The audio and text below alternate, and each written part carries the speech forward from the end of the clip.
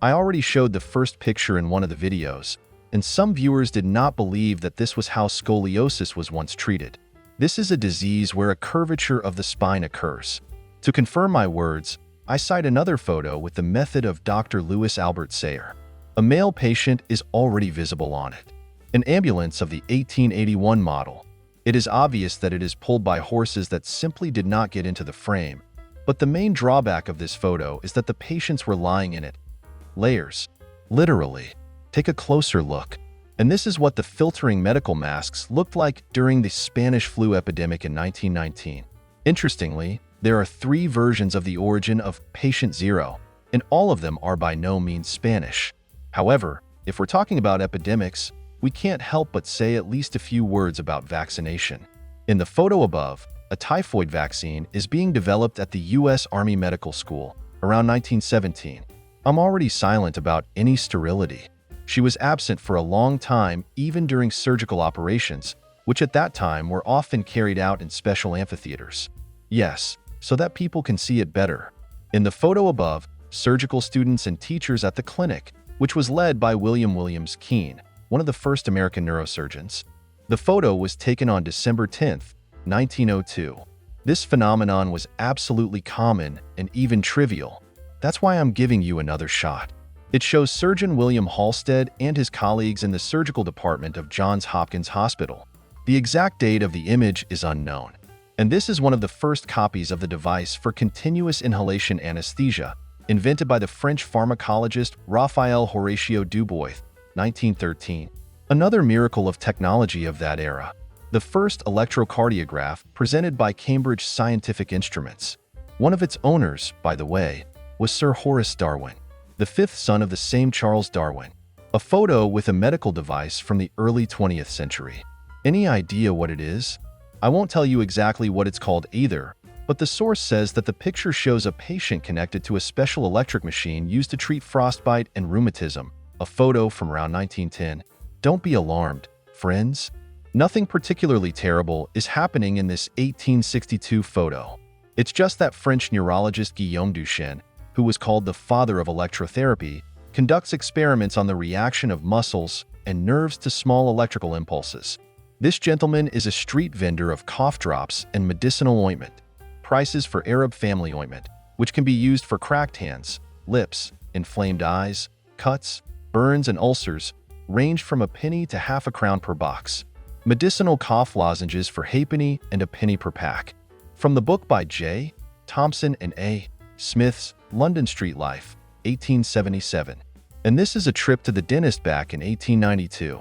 Damn, I just recently conquered my stomatophobia, and here it is.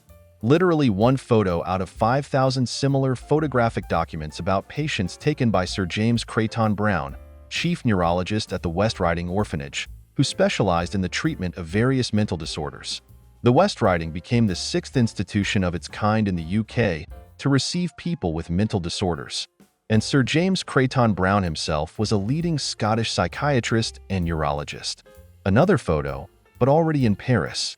A patient is being held in a psychiatric hospital in France, 1900. It's hard to realize the fact that it's all real, and that's how people were treated a little over 100 years ago. Let's look into the operating room now. These people in tuxedos are British surgeons preparing to use ether, a new anesthetic, on a patient. The year on the calendar is 1847. Until October 16, 1846, when Surgeon John Warren and dentist William Morton drugged a patient with ether for the first time and successfully removed his tumor, all operations were performed without anesthesia.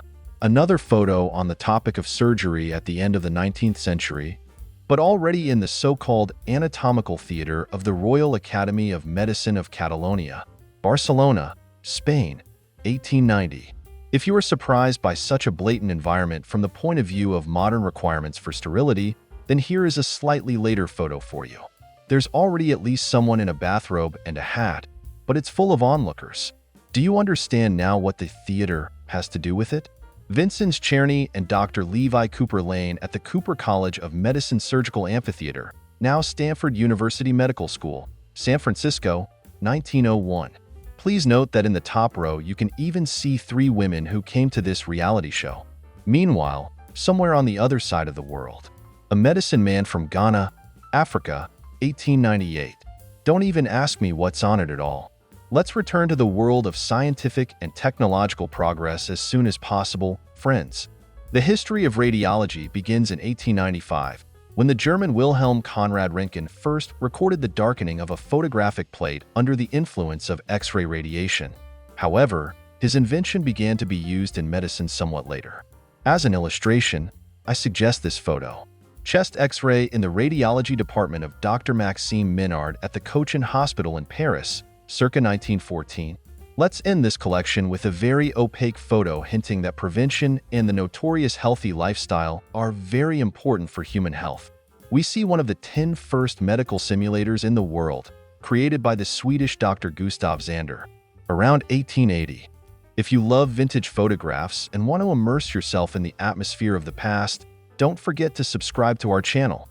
Here you will find unique snapshots, interesting stories, and captivating facts about celebrities and events that have left their mark in history.